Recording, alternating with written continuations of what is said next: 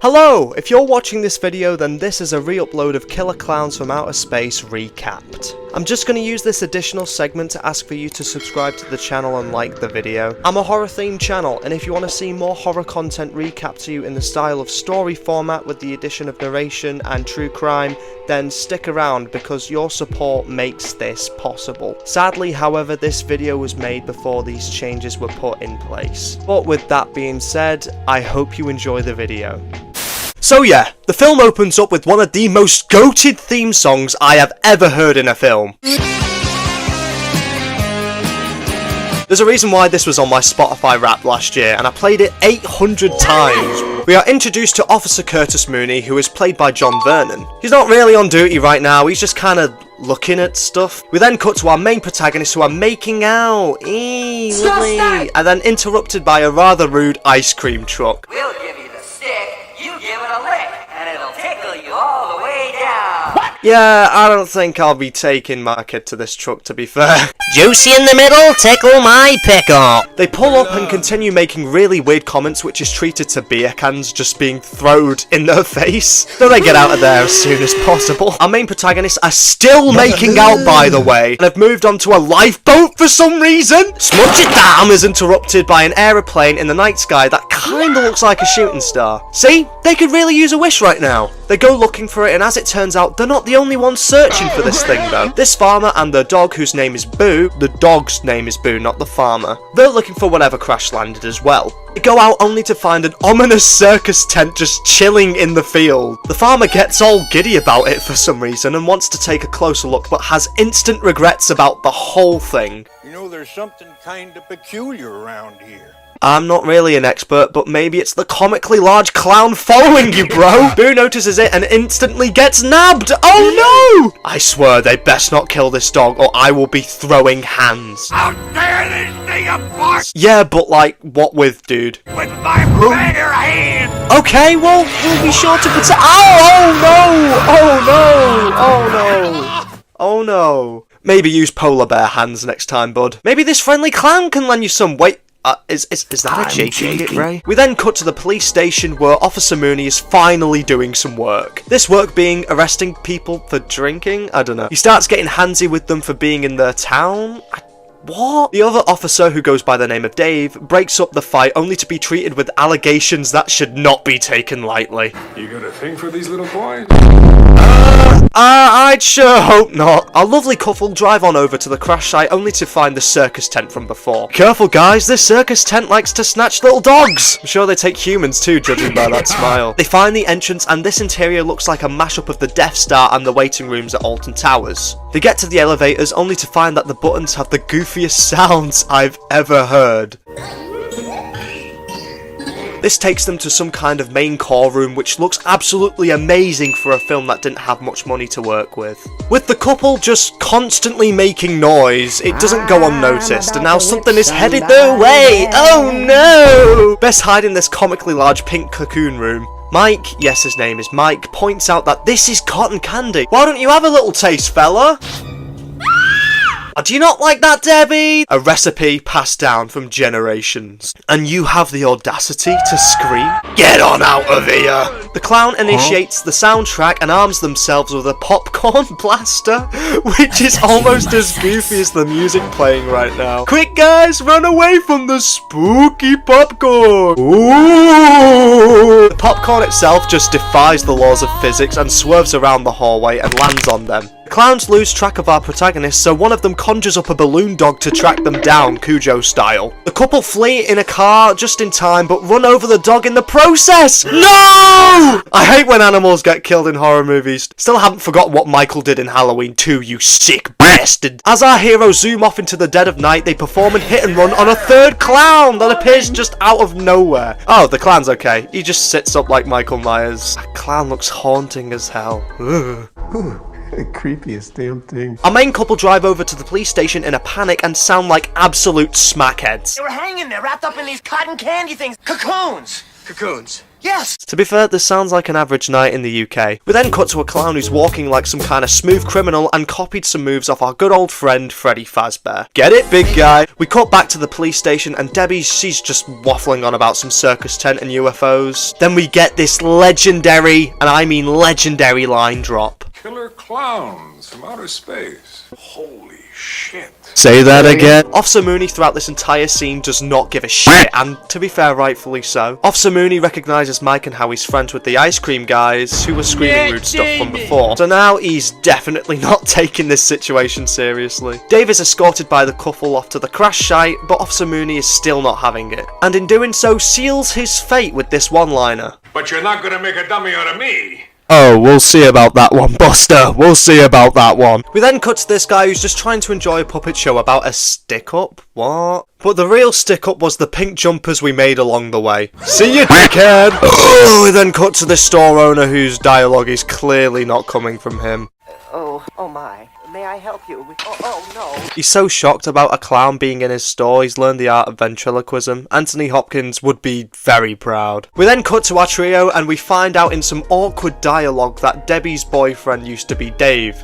This guy, right here, Dave. Which Mike doesn't take too lightly, as you can tell. It doesn't help when Dave drops this line literally right in front of her boyfriend. It doesn't change the way I feel about you, though, Debbie. Dave, please. Ugh, this scene is just uncomfortable to watch. We then get this iconic scene of some clowns delivering pizza and the woman sounds so disappointed. Oh, pizza. You ordered this, did you not? What was you expecting? Something else? A great supine protoplasmic invertebrate jelly? Some informative information which I think should be put in the video. Apparently the shot of Shorty coming out of the pizza box took an entire day to film, which is crazy. Anyway, back to the video, thanks for that. While all this is happening, a clown goes out and finds love. That's romantic. When do we get this spin-off film? We cut back to our awkward as hell conversation and they drop Debbie off at home for plot purposes, I guess. I don't know. We cut back to our clown still in the store and oh no! Shorty, you made the guy at the till so shocked that they used the same footage of him from last time! They use exactly the same footage and I don't know why, they just do! And it's weird and you can tell. Shorty picks up some sort of powder. If I see the same footage of this guy again, I'm going to lose my We cut back to two and no half men, only to find the circus tent is gone. Oh no. Mike now gets arrested and is taken away. We then get another iconic scene of Shorty pulling up to a biker gang showing off his new whip, which is pretty clean. This biker wants to go on Shorty's bike, but Shorty knows he ain't got extended warranty, so he's like, nah. This for some reason pisses off the biker, which I don't understand why, which Shorty doesn't take too lightly, and rightfully so. He equips a Roblox gravity coil and challenges the boxer to a boxing match. And this is where we get this iconic moment. What are you gonna do? Knock my block off? Well deserved, Shorty. I ain't gonna judge. We then cut to a loving family at a McDonald's, but Ronald couldn't make it, so we get this guy. The clown with another iconic shot lures the girl outside, and I can only assume wants to cave her head in with that comically large mallet. McDonald's is done differently these days. Her parent pulls her away, so the clown ain't too happy about that. We cut back again to these guys, and they notice an abandoned car. Dave checks the car only to find it's filled with cotton candy and a pair of glasses. Can I get the sound effect? Ooh, Merry Christmas! This is enough evidence to let Mike go, I guess. You know, for the plot. Can we get back to a more likeable character? Ah, yeah, there we go. Mooney gets a distress call from a woman about killer clowns from outer space being at her front door. And because he's no dummy, he ain't buying it. Cracks open a little bottle of JD. He's just living his life until he gets another distress call from the shop owner in new footage, which, thank God. He's got a problem with the clown just buying out his entire store. That's actually kind of funny. Now loads of calls are coming in, notably one about someone's wife taken away in a balloon. Oh, they took your wife away in a balloon? Well, you don't need a police pal, you need a psychiatrist. What? We now cut to a guy who's going over the speed limit and is going too fast while getting too curious. He's pulled over by the clown police, who is too fast and too curious on how to cause a little mayhem. He rams the car off the road and looks over the car in all its lackluster flame beauty. You could roast some good s'mores on there. Nice and toasty. We cut back to Debbie, who's about to take a shower and oh shit! That popcorn's moving by itself, bro! Watch out! This clown from before is continuing the popcorn craze by putting some in the dumpster. And then he just fucking dips. Nice. Due to the popcorn being exposed to heat, they do some sort of metamorphosis type shit and turn into a creature that just snags up this bin man. It was closing hours too. You're gonna do him dirty like that? Thanks, clown. You dick. Speaking of dicks, Dave apologises to Mike for being hard for him back then. Wait, sorry, did he say that? I'm sorry I was a little tough on you back there. It's been a hard night. Oh, sorry, my mistake. Hey, clown, cheer us up, will you? Yes! Make those hand puppets! What else can you do? A dinosaur? Hell yeah, dude! It'd be pretty cool if it could- Oh no, not that. This causes Mike to take the wheel and attempt to crash into the clown, but he also has a gravity coil equipped. You could have gotten both of us killed. I'm sorry, I freaked out a little bit. A little bit? What do you mean a little bit? Do you want to die? He's gone. He went straight up. You think? They report back to Mooney and he ain't having this bullshit. As you can tell, they have to take things into their own hands. Mike catches up to the ice cream bros and now he explains what's going on. And they ain't interested either. They just want to sell ice cream and get pussy! Mike then thinks of a genius idea that will get him to help save Debbie. She's got 2 beautiful roommates with big boobs. What are we waiting for? What the fuck? We then cut back to Mooney, who's just ignoring this entire town at this point. I know what can cheer him up. A clown! Yeah, look at the cheeky smile on his face. Ew, why is it a diluted colour? Mooney then puts the clown in handcuffs and takes him to... Wait, what? What in the Skeletor shit? You'll never catch me. Mooney follows the clown into a holding cell and asks him to put his hands up, which the clown does. It doesn't have hands. Oh. He must be within 15 hours of his regeneration cycle. Mooney gets the clown in a holding cell and whacks him over the head with a baton. This does not affect the clown at all, so he turns his head 180 degrees, which is an iconic move inspired by The Exorcist. The clown blows into one of those party favours and in doing so turns into a grabby hand and gets a little too handsy with Mooney for my liking, which I think kills him. Dave makes his way back to the station and finds some Scooby-Doo footprints on the ground. Clown shoes. What do you think it means? I wonder who they belong to. Dave follows the footprints, which leads him to some cotton candy and a not very PG looking arm and the ventriloquist act. I guess the real dummy was the Moonies we made along the way. And now the clown has made Mooney a bit more reassuring from before. Don't worry, Dave. All we want to do is kill you. That's nice. Dave starts to shoot the clown, but it has no effect. Dave then decides to shoot for the head, which reveals the clown's weakness, their nose! Yep, the big red thing in the middle of their face. This causes the clown to spiral out of control and yippee! Explode. Dave then gets a message on the radio to inform him that help is on the way. About fucking time too, with the amount of calls they've had. We cut to Mike and the ice cream guys, and they still ain't believing the whole killer clown stuff until they ride straight into a conveniently placed killer clown parade that is sure to give Disneyland a run for its money. At this point, these clowns are everywhere and harvesting humans all over the place. One guy almost makes it out alive, but just like Skin Dread said,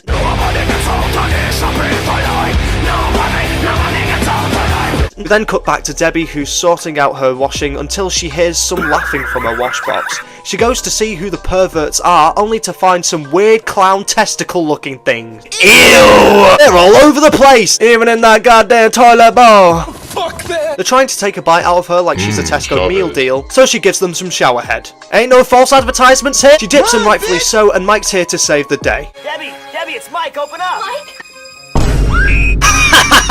Psych! She goes to jump out the window, but nothing's there to break the fall. Here, let these clowns help you out, dude. Debbie, you are so ungrateful. You know what? I'm completely fine with these clowns sliming your ass. Yeah, stay in that bubble and think about what you've done. Mike and that pull up and see the clown stealing his girl. Mike lost half of his town and his girl in the same night. These ends are tough, twin. They get into a high-speed chase and David follows from behind. They mistake him for a cop, so they make a sudden stop, which ends up totaling David's car. Dave, not David, I'm sorry guys, which forces him to hitch a ride with Mike and the ice cream guys. They question the whereabouts of Debbie and the clowns, but then they notice the huge f***off circus tent. I wonder where the villain's secret lair might be. Speaking of clowns, they've just pulled up to the function and are ready to slime this poor police officer. And with cream pies too? Don't know about that one, mate. What are you going to do with those pies, boys? Shorty thinks that joke is the cherry on the cake? Mike and the gang also pull up and see the remains of that poor policeman. Rest in peace, guy. You didn't die in vain. They decide to stay together, which is probably the wisest choice someone has ever made in a horror film. After they get done roaming the ominous hallway of triangles, the Ice Cream Brothers fall into a ball pit and are greeted by clowns with inflatable boobies. What? And they seem into it too. Can't believe this is a sentence I've just written in the script. Dave and Mike just leave them to it, which I think is hilarious. Mike realises that this is deja vu and he's just been in this place before, and he knows how to work the elevators. They end up in the room from the beginning of the film and take a look around for the balloon Debbie is trapped in. Mike and Dave go into hiding as a clown has just entered the room they're in. This guy's name is Chubby, which is adorable. Look at his little face. Look at this guy sucking on human juice. Oh. After having a little midnight snack, he just dips. Bye, Chubby! David and Mike find the balloon that Debbie is trapped in, and so they pop that thing. Out falls Debbie. How did she not die from the lack of oxygen? I don't even know why I'm questioning this film at this point. It would be a real shame if some clowns were to show up about, oh my god, run guys, run! They leave the cocoon room and now more clowns are on the way. Dave gets a killing and now a clown army is on them. There are just a ton of clowns ready to slime Mike and the gang. They are running around the Death Star-esque labyrinth and stumble across a fireman's pole that's been conveniently placed for plot purposes. Debbie and Mike go down that thing like Lil Nas X in that one music video while Mike is holding the line because he wants that victory royale. After they come across another Star Wars-esque reference, they take a trip down this weirdly shaped hallway with clowns shortly on their tail. They take a trip into a fish that is filled with helium balloons. Before they get to fly away, they gotta keep running down this hallway. They approach a dead end with a door, another door, and then another door. They manage to get away literally by the skin of the teeth, but find themselves surrounded by even more clowns. There are just so many clowns here. They climb up onto a podium and Mike actually manages to kick one in the face. Way to stand up for yourself, dude. Been redundant throughout this entire film, but you've got some fight in you. The Ice Cream Bros burst through the walls like the fucking Kool-Aid Man and convince the clowns that they are some sort of clown demigod through the loudspeaker. It even works too! Some of them are even pulling reactor YouTuber thumbnails because of it. What? I have so many questions, guys. Before they can try and make their getaway, they notice that health bars have appeared on their screens and that there's a sudden change in the music. Why might that be? It's just another clown coming down from the sky, and it is noticeably bigger than a regular-sized clown. I mean, at least it's just a puppet. It's not like it can rip off its strings and head to... Whoa, are you kidding me? Well, I guess it's time for our killer clown ass whooping! This absolute monster of a clown starts to go full Hulk mode on this van, smashing it up, causing dents beyond compare, then decides to pick up the entire thing and throw it across the room, which causes it to explode? Holy shit, dude! Well, the Ice Cream Bros are definitely dead. Due to the van now being moved, a way out has now been made for them to get the hell out of there. David decides to do a noble sacrifice because someone has to in every movie, I guess. This buys Mike and Debbie some time to leave the circus tent. Mike is keeping the clown at bay until he runs out of bullets, which is never a good sign. This allows the clown to pick him up like a plaything and ready to, just look at him. He doesn't really do anything. Dave doesn't like being looked at like that and pops the clown's huge ass nose with his badge, which causes the tent to spin out of control, and the explosion from within inside the tent causes the exterior to explode as well, which makes for an amazing shot which is filled with fireworks and a car falling from the sky. Inside the car is Dave! He's alive! Yippee! Yay, great. As well as the Ice Cream Bros. Now, hold on. Me and Mike are both thinking the same thing here, dude. But I saw you guys get blown up in the ice cream truck. Oh, that. Oh, we hid in the freezer. The freezer?! The freezer! The damn freezer still exploded! What, do you just have an adamantium freezer? Huh? You know what? I don't care anymore. After a gropey feel, a sniff of the hair, and the boyfriend being completely okay with it, for some strange reason, they finally asked the question you all are probably wondering about this video. Do you think it's over? Yes, it is. But not without a pie to the face! My ears burn. And that's about it. Killer Klowns from Outer Space was released on December 2nd, 1988 and would be received poorly at first. It would eventually find its fan base on home video and would become a cult classic within the horror genre. This film has a certain charm that has not been matched and would later inspire films such as Mars Attacks and Slither, which are also great movies. I've got this year's videos all sorted out now, so I have a preconceived idea of what I'm going to do for the rest of the year. I'll not just be looking at horror movies, but I'll also be looking at some horror games as well as some horror videos on YouTube, which I'm very excited for. With that being said, I've been James from Horror Recapped, and remember to keep it spooky, whatever the season, and thank you for watching, guys.